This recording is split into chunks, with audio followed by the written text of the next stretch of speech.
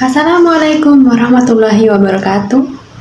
Kepada yang terhormat Pengasuh dan Ketua Yayasan Pondok Pesantren Zainal Hasan Genggong, Kiai Haji Muhammad Mutawakil Alallah SHMM. Kepada yang terhormat Rektor Universitas Islam Zainal Hasan Genggong, Bapak Dr. Abdul Aziz Wahab MAG. Dan kepada yang terhormat dosen pembimbing tugas akhir saya, Bapak Dr. Abdul Aziz Wahab MAG dan Bapak Muhammad Fuad Bahrudin MPD. Tak lupa pula kepada kedua orang tua saya yang telah mendoakan saya. Perkenalkan, nama saya Nela Kurniana, Prodi Manajemen Pendidikan Islam, Fakultas Tarbiyah Universitas Islam Zainal Hasan Genggong. Di sini saya akan presentasikan tesis proposal saya yang berjudul Pengelolaan Sarana dan Prasarana Pendidikan dalam meningkatkan mutu pembelajaran siswa di Madrasah Aliyah Darullah wal Karomah. Alasan saya memilih judul ini karena ketertarikan saya ingin melihat manajemen sarana dan prasarana dalam mencapai belajar peserta didik dengan baik atau tidak. Sarana prasarana adalah suatu hal yang sangat penting di dalam dunia pendidikan dalam meningkatkan prestasi belajar siswa dengan baik dan terlaksana. Metodologi penelitian yang saya gunakan adalah penelitian kualitatif dengan pendekatan deskriptif. Di dalam proposal terbagi menjadi 3 bab. Bab pertama, pendahuluan, bab kedua, kajian teori, dan bab ketiga, metode penelitian. Latar belakang masalah. Pembelajaran secara sederhana dapat diartikan sebagai mempengaruhi emosi, intelektual, dan spiritual seorang agar mau belajar dengan kehendaknya sendiri. Melalui proses pembelajaran akan ada terjadinya proses pengembangan moral keagamaan, aktivitas, dan kreativitas peserta didik melalui berbagai interaksi dan pengalaman belajar. Keberhasilan program pembelajaran pendidikan melalui proses pembelajaran sangat dipengaruhi oleh banyak faktor. Salah satu di antaranya adalah terjadinya sarana prasarana. Sarana prasarana yang memadai disertai pemanfaatan dan pengelolaan secara optimal.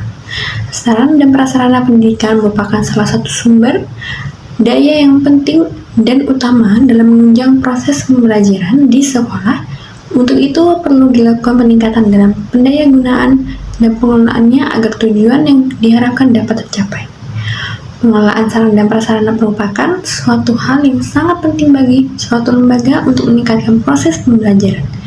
Proses pembelajaran memerlukan pemanfaatan sarana dan prasarana yang baik secara sistematis dan kreatif serta partisipasi siswa dan pihak sekolah dalam kegiatan belajar mengajar yang berkaitan dengan pendidikan. Fokus penelitian. Fokus penelitian ini membahas tentang pengelolaan sarana dan prasarana pendidikan dalam meningkatkan mutu pembelajaran siswa di Madrasah Aliyah Darullah wal Karomah. Selanjutnya rumusan masalah. Ada 3 rumusan masalah. Yang pertama, bagaimana perencanaan sarana dan prasarana pendidikan. Kedua, bagaimana pengelolaan sarana dan prasarana pendidikan. Dan bagaimana evaluasi pelaksanaan pemanfaatan sarana dan prasarana pendidikan dalam meningkatkan mutu pembelajaran siswa di Madrasah Aliyah Darullah wal Karomah. Kemudian tujuan penelitian.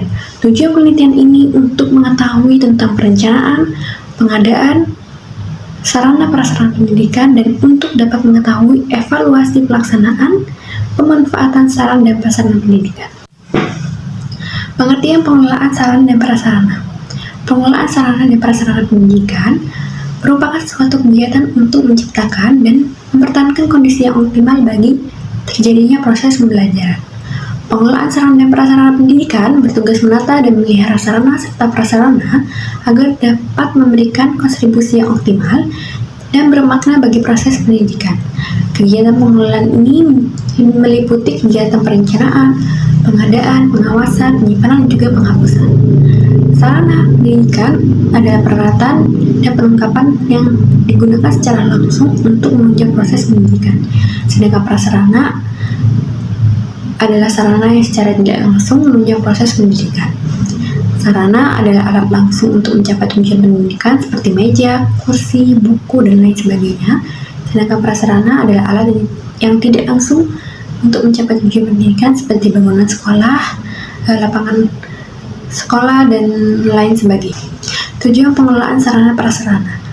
Yang pertama, agar mengusahakan pengelolaan sarana prasarana pendidikan dengan sistem perencanaan dan pengadaan yang tersusun dan seksama. Yang kedua, mengusahakan penggunaan sarana prasarana atau kelengkapan sekolah atau madrasah secara tepat dan efisien. Yang ketiga, agar memberikan jaminan kesiapan operasional peralatan supaya mendukung lancarnya pekerjaan sehingga mendapatkan hasil yang optimal. Yang keempat, untuk mengusahakan pemeliharaan sarana prasarana pendidikan sehingga keadaannya selalu dalam kondisi siap pakai. Selanjutnya, mutu pembelajaran. Pembelajaran adalah suatu proses yang sistematis dan menyediakan sumber belajar dengan terjadi proses belajar pada peserta didik. Pembelajaran adalah suatu disiplin yang menaruh perhatian pada upaya untuk meningkatkan dan memperbaiki proses belajar. Menurut Dadang Sohargan, mutu pembelajaran merupakan hal pokok yang harus dibenahi dalam rangka peningkatan mutu pendidikan. Dalam hal ini, guru menjadi titik fokusnya. Indikator mutu pembelajaran. Yang pertama, lingkungan fisik harus mampu menumbuhkan semangat siswa untuk belajar. Yang kedua, suasana pembelajaran kondusif untuk belajar. Yang ketiga, guru menyampaikan pelajaran dengan jelas dan semua siswa mempunyai keinginan untuk berhasil. Yang keempat, guru menyampaikan pelajaran secara sistematis dan terfokus. Yang kelima, menggunakan pertimbangan yang rasional dalam memecahkan masalah.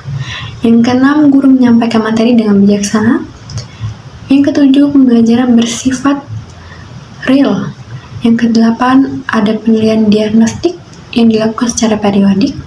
Yang kesembilan, membaca dan menulis sebagai kegiatan yang esensial dalam pembelajaran. Dan yang kesepuluh, menggunakan teknologi pembelajaran baik untuk mengajar maupun kegiatan belajar. Faktor-faktor mutu pembelajaran. Terdapat beberapa faktor yang dapat mengaruhi kegiatan proses pembelajaran. Yang pertama, faktor guru. Ada sejumlah aspek yang dapat mengaruhi kualitas proses pembelajaran dilihat dari faktor guru. Yang kedua, faktor siswa. Siswa adalah organisme yang unik yang berkembang sesuai dengan tahap perkembangannya. Yang ketiga, faktor sarana dan prasarana. Sarana adalah segala sesuatu yang mendukung secara langsung terhadap kelancaran proses pembelajaran, sedangkan prasarana adalah segala sesuatu yang tidak langsung yang dapat mendukung proses pembelajaran. Yang keempat, faktor lingkungan. Faktor lingkungan kelas yang di dalamnya meliputi jumlah siswa dalam satu kelas merupakan aspek penting yang bisa mengaruhi proses pembelajaran. Pendekatan dan jenis pendekatan. Di sini saya menggunakan pendekatan metode kualitatif, menekankan analisis proses berpikir secara induktif yang berkaitan dengan dinamika hubungan antara fenomena yang diamati. Penelitian ini untuk penelitian berkaitan dengan penelitian subjektif dari sikap, pendapat, dan perilaku. Penelitian ini dalam situasi seperti itu adalah fungsi dari wawasan dari kesan peneliti.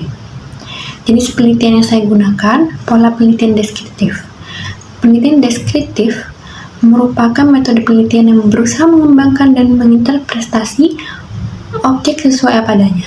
Jenis data dan sumber data penelitian. Data penelitian adalah semua keterangan seseorang yang dijadikan responden maupun yang berasal dari dokumen-dokumen, baik dalam bentuk statistik atau dalam bentuk lainnya guna keperluan penelitian. Jenis data dibagi menjadi dua, data sekunder dan data primer. Sumber data penelitian adalah subjek dari mana data diperoleh. Apabila peneliti menggunakan kuesioner atau wawancara dalam pengumpulan datanya, maka sumber data tersebut responden.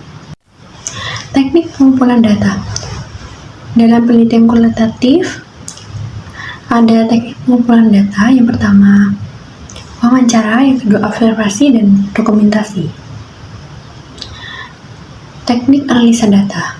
Analisa data dalam penelitian kualitatif bersifat induktif, yaitu analisis berdasarkan data yang diperoleh. Selanjutnya dikembangkan menjadi dugaan-dugaan atau kesimpulan peneliti. Baik, cukup sekian presentasi tesis proposal yang saya sampaikan. Apabila ada kesalahan penyampaian materi, saya mohon maaf yang sebesar-besarnya. Wabillahi taufiq wal hidayah. Wassalamualaikum warahmatullahi wabarakatuh.